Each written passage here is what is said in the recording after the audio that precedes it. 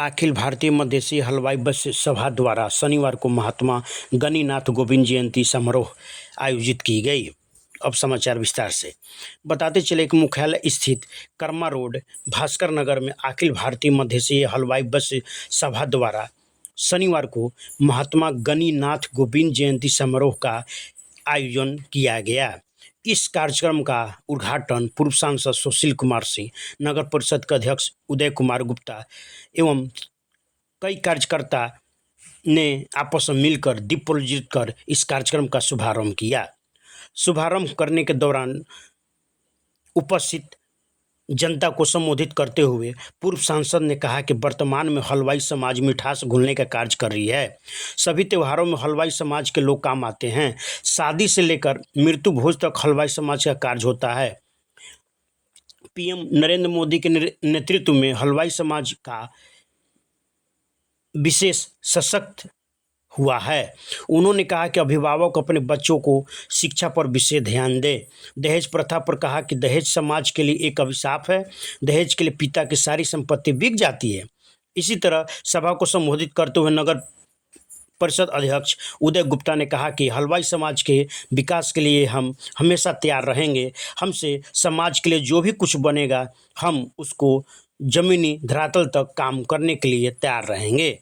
इस कार्यक्रम के मौके पर पूर्व सांसद सुशील कुमार सिंह, नगर पालिका अध्यक्ष उदय गुप्ता, दिलीप कुमार, विनय गुप्ता, महामंत्री रामस्वरूप साव, सचिव विक्रम प्रसाद, कोषाध्यक्ष विनोद प्रसाद, राहुल कुमार, रितेश कुमार आदि मौजूद रहे।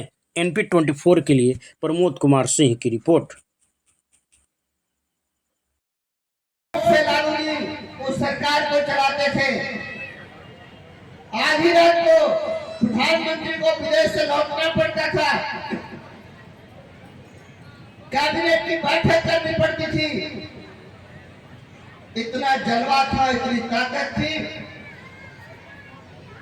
तो क्या कर्पूरी जी को वो भारत रत्न नहीं दिलवा सकते थे?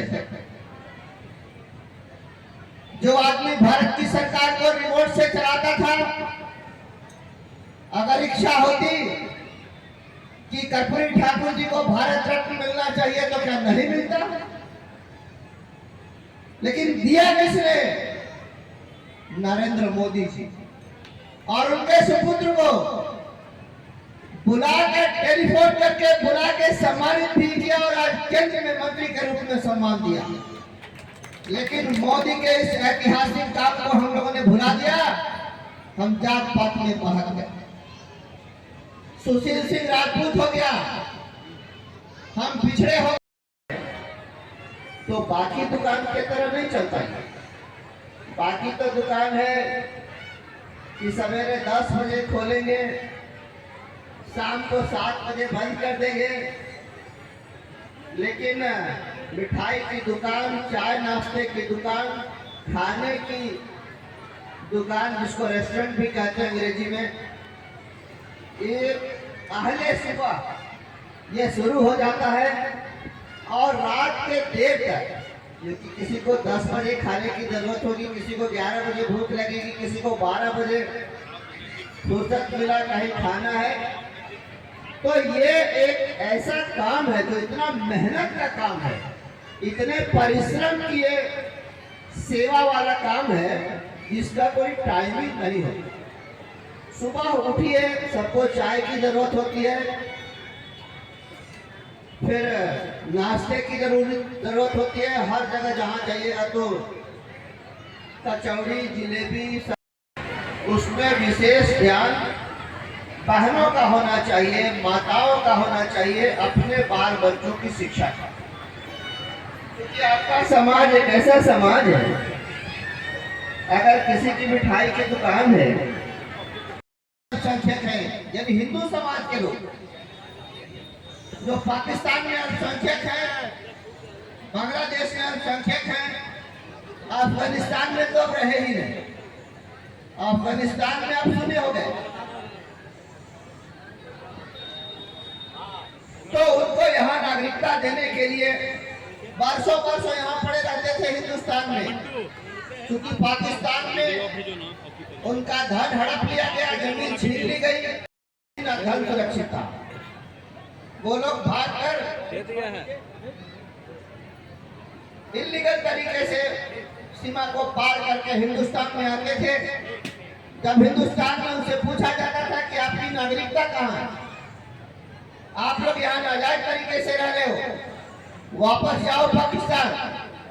कहते थे कि चाहे जान मार दीजिए कि जेल में डाल दीजिए।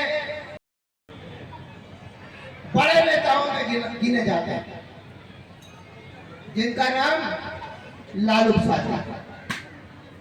एक समय केंद्र में जब इंद्र कुमार गुजरात प्रधानमंत्री थे और मनमोहन सिंह जी प्रधानमंत्री थे, विदेश में रहते थे। अगर सुशील सिंह ने किसी गरीब का हक मारा होता, किसी गरीब को अपमानित किया होता, सम्मान नहीं दिया होता, तो जरूर मेरे ऊपर आरोप लगना चाहिए। आज तक मैंने अपने समाज के कहीं क्षत्रिय धर्मशाला, राजपूत सभा भवन आदि चीजों में तो हमने जो सहयोग किया है उससे कई गुना ज्यादा सहयोग पिछड़े वर्ग के, दलित वर्ग के, अत्यंत पिछड़े वर्ग के समाज के लोगों की मांग पर हमने सहयोग दिया। मैं बता रहा था मलेशिया समाज के लिए कहा